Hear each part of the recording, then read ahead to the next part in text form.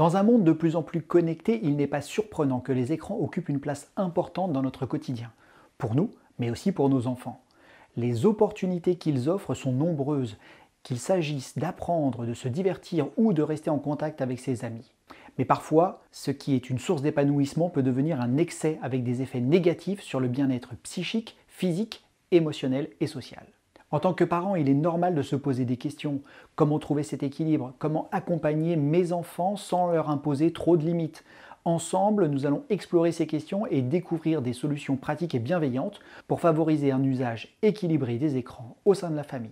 Alors restez connectés parce qu'il y a 3 vidéos qui vont suivre où nous allons répondre à 3 questions majeures. Première interrogation, avez-vous déjà pris un moment pour réfléchir à combien de temps votre enfant passe devant un écran chaque jour? Une fois que l'on dépasse les 4 heures quotidiennes, des signes peuvent apparaître. Fatigue visuelle, troubles du sommeil, manque d'activité physique, et parfois cela peut même réduire les moments précieux en famille ou entre amis. Alors que faire pour gérer cette situation? Eh bien d'abord prenez le temps de discuter avec votre enfant. Demandez-lui ce qu'il pense de son temps passé devant les écrans et je vous assure que vous pourriez être surpris de ses réponses.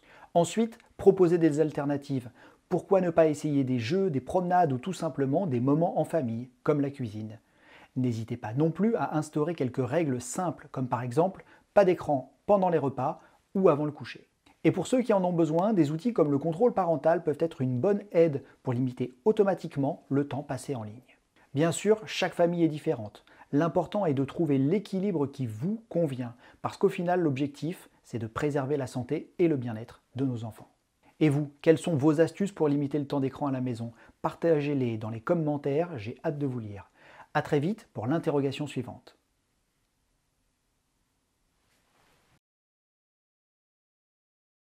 Une autre question, interrogation que beaucoup de parents se posent. Mon enfant préfère-t-il les écrans aux moments passés en famille? Vous est-il déjà arrivé que votre enfant reste collé à son téléphone ou à sa console au lieu de passer du temps avec vous? C'est frustrant, je sais, mais pas de panique, c'est souvent lié à une capacité incroyable des écrans à nous captiver et à nous divertir. Parfois les enfants, mais aussi les adultes, perdent simplement la notion du temps, ce qui est tout à fait normal.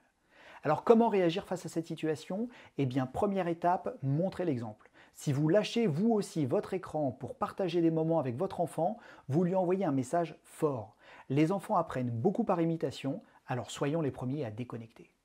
Deuxième étape, créer des moments spéciaux, organiser des activités qui renforcent les liens, cuisiner ensemble, jouer à des jeux de société, bricoler ou encore regarder un film en famille. Ces moments simples peuvent devenir des souvenirs précieux. Et troisième étape, fixer des règles claires. Mettez en place des moments sans écran, où toute la famille déconnecte. Par exemple, les repas ou une soirée hebdomadaire sans téléphone, juste pour se reconnecter entre nous. Et surtout, rappelez-vous, ce n'est pas une guerre contre les écrans, c'est une belle opportunité de renforcer les relations familiales. J'espère que ces astuces vous aideront. N'hésitez pas à partager les vôtres, on se retrouve bientôt pour la 3e interrogation. Aujourd'hui, on s'attaque à notre 3e interrogation, elle revient souvent. Mon enfant devient irritable sans écran ou cache son utilisation. Dois-je m'inquiéter? C'est une situation que beaucoup de parents rencontrent. Votre enfant montre des signes d'irritabilité lorsqu'il n'a pas accès à ses écrans ou il se cache pour faire ce qu'il fait en ligne. Cela peut être très déconcertant, mais pas de panique. Souvent, cela révèle d'un besoin d'accompagnement. Et dans certains cas, cela peut être lié à des expériences négatives, comme le cyberharcèlement, mais pas systématiquement. Alors comment réagir face à ce genre de comportement? Première étape, ouvrez le dialogue. Prenez le temps de poser des questions ouvertes, avec bienveillance et sans jugement. L'objectif est de montrer à votre enfant que vous êtes là pour l'écouter, quoi qu'il traverse. Deuxième étape, proposez des alternatives enrichissantes. Encouragez-le par exemple à essayer d'autres activités qui pourraient l'intéresser, l'inscrire au sport, organiser des sorties en plein air ou trouver ensemble un loisir créatif. Ces moments permettent de se détacher des écrans tout en s'amusant. Troisième étape, rassurer et encadrer. Mettez en place des règles claires sur l'usage des écrans, mais attention, prenez toujours le temps d'expliquer pourquoi ces règles existent. Cela aide votre enfant à comprendre que ses limites sont là pour son bien et pas juste pour le restreindre. L'objectif ici n'est pas de punir, mais bien de guider votre enfant vers des comportements sains et sécurisés avec votre soutien. J'espère que ces conseils vous seront utiles.